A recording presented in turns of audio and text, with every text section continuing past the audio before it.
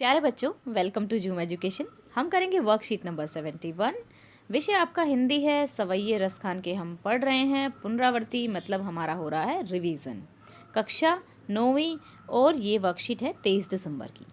प्रस्तुत सवैये में रस खान जी ने गोपियों का श्री कृष्ण के प्रति प्रेम व्यक्त किया है, जिसमें गोपियाँ श्री कृष्ण के प्रति प्रत्येक वस्तु से बहुत प्यार करती हैं।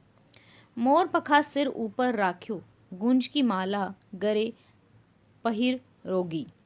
प्रस्तुत पंक्ति में रस खान, देखो बच्चा, आपको साथ के साथ ये भी पढ़ने बहुत ज़रूरी हैं। ठीक है, मैं इसलिए नहीं पढ़ती हूँ ताकि वीडियो आपकी छोटी रहे।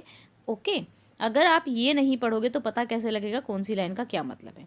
आप साथ के साथ पढ़ेंगे, क्योंकि अब मान लो पेपर में ये 4 लाइनें दी होंगी और आपसे पूछा जाएगा इसका भावार्थ लिखिए, इसकी व्याख्या कीजिए। ठीक है, और उसमें से क्वेश्चन आंसर ही आएंगे, तो आप कैसे करेंगे जब आपको इसका मतलब नहीं पता होगा। तो ये दोनों ही चीज़ें आपको अच्छे से पढ़नी है।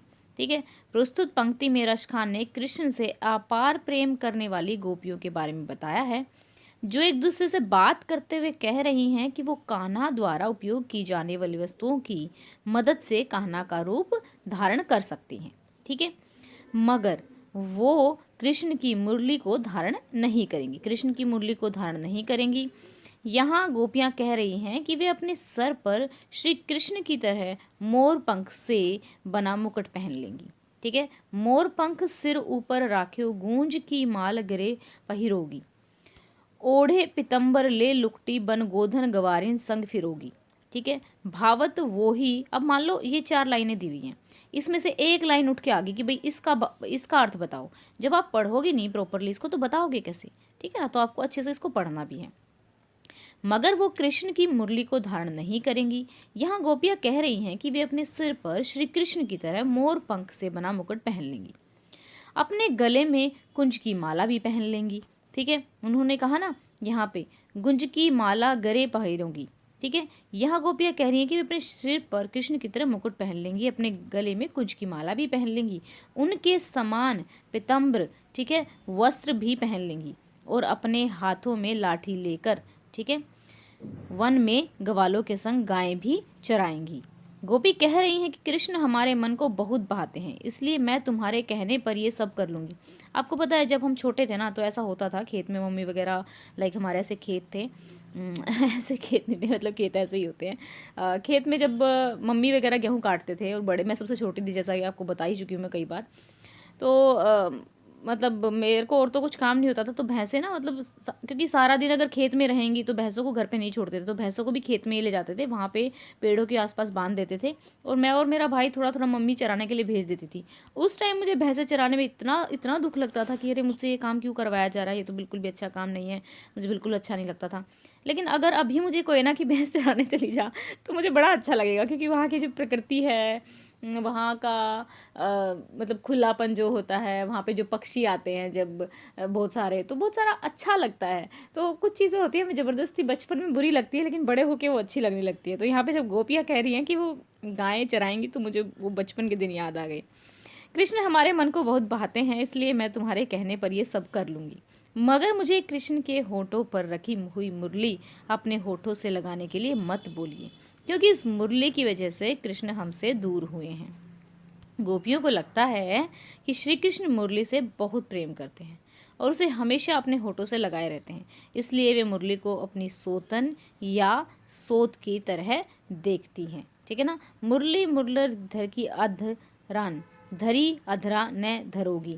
ठीक है, तो इस तरीके से आपको पूरी प्रॉपर बहुत शांति से एक एक लाइन की व्याख्या को समझना है, क्योंकि अगर एक लाइन पूछी जाएगी, आप यदि मेहनत भी कर रहे हो, पढ़ भी रहे हो और अब से आपको वर्ड मीनिंग नहीं आएगा, 4 बार हम वर्कशीट भी कर रहे हैं, रिवीजन भी हो रहा है, तो आपको शांति से एक बार पढ़ना है, हर वर्ड का मीनिंग आपको पता होना चाहिए। अगर कोई डाउट है तो आप पूछ सकते हैं। तो चलिए अब इसके क्वेश्चन आंसर करेंगे। प्रस्तुत पद्यांश के अनुसार गोपी क्या क्या धारण करने को तैयार है। ठीक है, तो चलिए देखते हैं। यहाँ पे गोपी मुरली को अपने होठों पर क्यों नहीं रखना चाहती है, तो खुद पहले आंसर देने की कोशिश करेंगे, उसके बाद आंसर्स को आप देखेंगे।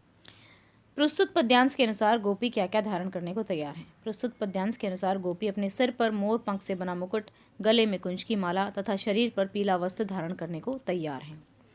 गोपी मुरली को अपने होठों पर क्यों नहीं रखना चाहती? क्योंकि मुरली श्री कृष्ण को बहुत प्रिय है। मुरली को होठों पर रखने का अधिकार श्री कृष्ण का है, इसलिए गोपी मुरली को अपने होठों पर नहीं रखना चाहती। जिस पंक्ति में कवि रसखान का नाम आया उस पंक्ति को लिखिए। भावत तो वो ही मेरी रसखानी, सो तेरे कहे सब स्वांग करोगी। ठीक है। नेक्स्ट है आपका, इस सवैये को पढ़कर आपको निम्नलिखित शब्दों के क्या अर्थ समझ में आए, उनके अर्थ को लिखिए। मोर पंख, मोर पंख से बना मुकुट। राख्यो, रखूंगी या रखना। गुंज, कुंज का फल जिसकी माला बनाई जाती है। गरे, गला। पहिरोगी, पहनूंगी। पितंबर, पीले वस्त्र। गोधन, गाय होती हैं। गवारिन, गवाले को कहा जाता है। भावतो, भाते हैं या अच्छे लगते हैं। वो ही, वही। श्री कृष्ण, स्वांग, भेष या रूप धारण करना। मुरलीधर, श्री कृष्ण। अधरा, होठ। धरूंगी का मतलब होता है रखूंगी। ठीक है। लुकटी, छोटी लाठी या छड़ी। मुरली, बांसुरी। तो देखो एक एक वर्ड का मतलब भी यहाँ पर बता दिया गया है, तो आप अच्छे से इसको करेंगे। ओके स्टूडेंट्स, तो ये थी आपकी जो वर्कशीट है। और मैंने एक असेंड करके आप लोगों को चैम्पियनशिप का बताया था कि स्कॉलरशिप है अनअकैडमी की, तो उसका मैंने लिंक दे रखा है, आप जाकर देख सकते हैं अगर वो टेस्ट देना चाहते हैं।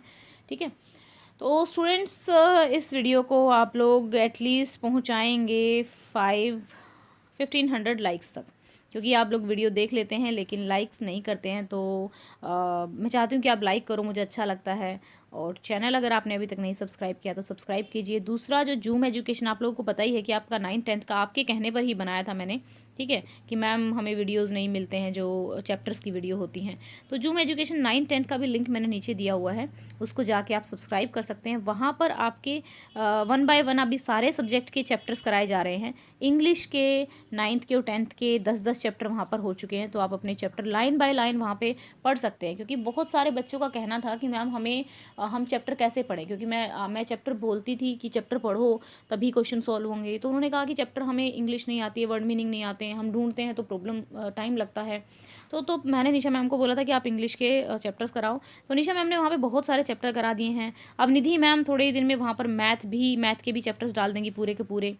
तो फिर वहाँ पर आपका सब्सक्रिप्शन होना ज़रूरी है, क्योंकि अभी तक मैं नहीं बोल रही थी क्योंकि वहाँ पे कुछ था ही नहीं, मतलब आप लोगों के देखने का। तो अब वहाँ पर आपकी 1 बाय 1 वीडियोस डल रही हैं, तो एक बार सब्सक्राइब नहीं भी करना है तो आप वहाँ पर एक बार जाके देख लीजिए।